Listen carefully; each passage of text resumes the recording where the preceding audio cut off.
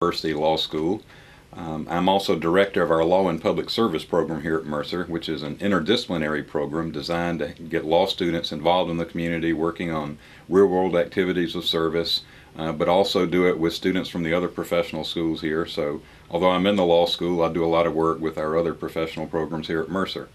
I've been a lawyer for nearly 30 years now. I graduated from the University of Georgia Law School in 1980. I've been a full-time law professor for much of that time since I graduated, but I've also done a good bit of practice while I've been a professor, primarily in the area of criminal law and mostly in the area of the defense of capital cases. I've been involved in several cases representing folks when the state's seeking the death penalty. And I've worked with students on those kinds of cases over the years and helped other lawyers work on those cases. I also teach in the area of legal ethics. That's the other area I spend a lot of my time on. Teach courses on professional responsibility and the development of professional identity for our law students.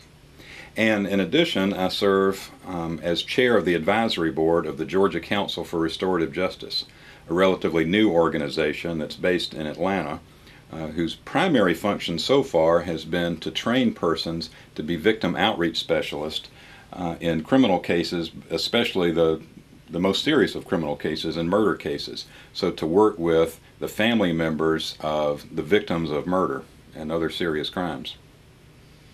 As I indicated, I teach courses on ethics in the law school, but I try to take a broad view of ethics and get my students to take a broad view of their ethical responsibilities. Often we lawyers think of ethics in terms of law and regulation, which is important, and we need to know what the rules are that govern our own conduct, and that's what I teach. But I try to get the students to focus on the broader aspects, including issues about who am I and what am I doing here? What's the purpose of my work as a lawyer? And at least for me, the concept of vocation or calling has been helpful. That doesn't work for everybody, but I've found with a good many of my students, thinking about their own calling into the law has been helpful for them. You know, the term calling has religious roots, and at least in my own case, that's the source of it for me. But just the idea that we're called to a higher purpose than just self-interest resonates with most of my students. Most of the students I teach go into law because they really do want to make a difference for the better in the world. Now, their ideas about how they're going to go about doing that or just what they'll do aren't formed very exactly early on, and that's okay. But most of them come into law with a sense that they feel called to do something that makes the world a better place. And part of my job, and one thing I love about my job, is to help them explore that more deeply and try to connect with just what it is they can do out there as a lawyer that both serves the wider world but also serves that inner need that they came to law school with.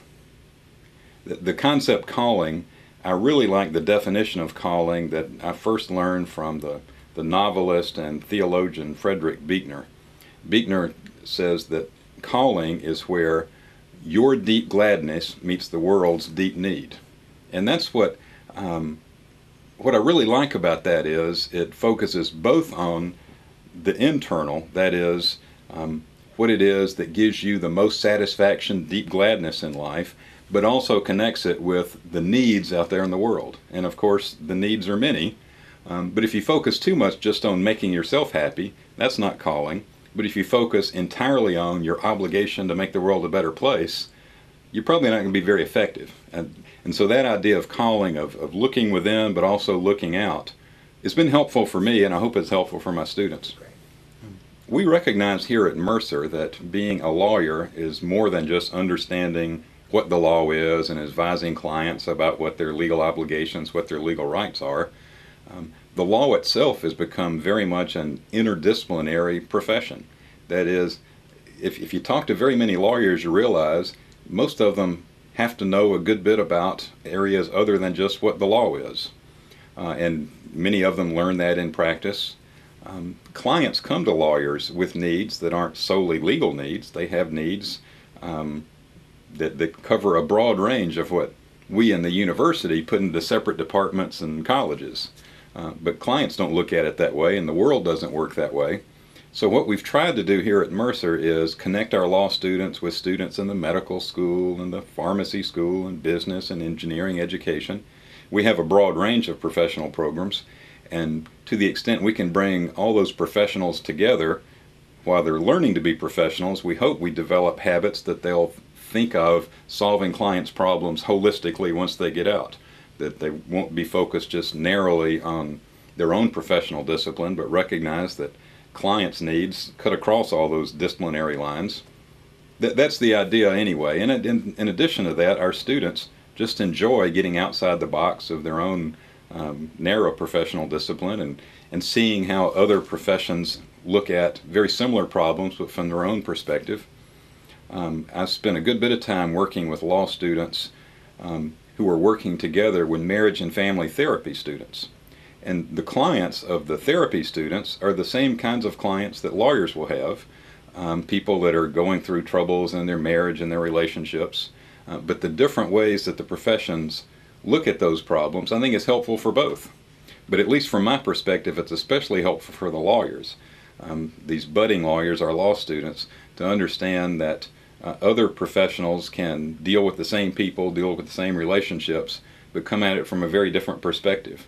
And I think that's been very helpful, so that they do see their clients as whole people and they understand a little bit more about their relationships and not just think about the legal rules and the legal obligations that apply in that situation. We have a relationship here at Mercer with the Georgia Justice Project. Georgia Justice Project is a nonprofit agency that operates in Atlanta. They call themselves an unlikely mix of lawyers, social workers, and a landscape company. They represent people who are accused of crime, and these are poor people who otherwise would have a public defender, but people can apply to be represented by lawyers at the Georgia Justice Project. But if someone is represented by the Georgia Justice Project, they won't just deal with lawyers. There are social workers full-time on staff there. They provide really whatever it is that the client needs to get at the root of the problem that got the client in trouble with the criminal law in the first place. And so it might be anger management, it might be an addiction problem. There are lots of problems that people have in addition to being accused of a crime. And Georgia Justice Project takes a holistic approach to try to work with their clients to help them deal with the underlying problems that got there. Now, the lawyers there are very good lawyers, and they do a good job on behalf of their clients in the legal system. But in addition to helping them with the criminal charges, the clients commit to taking whatever steps are necessary to turn their lives around. And they've had enormous success. Their recidivism rate is far lower than for people who aren't represented by Georgia Justice Project. Part of the reason is that Georgia Justice Project commits to their clients that they will stick with them. If the client sticks with the program, the folks at Georgia Justice Project will stay with their clients, win or lose. If they are successful in winning the criminal case, they still stick with their client to make sure they stay on the right path. But even if the client is convicted, maybe goes to prison, the people at Georgia Justice Project stick with their clients. They'll visit them in prison, and even after they're released from prison, they're part of the Georgia Justice Project family. And I think that's the reason they've had such success. And we've been fortunate that several of our students have been able to work as externs and full-time in the summer in Georgia Justice Project. We have a good relationship with them. We started a new relationship on a new program that Georgia Justice Project has. It's a program that they call the Coming Home program.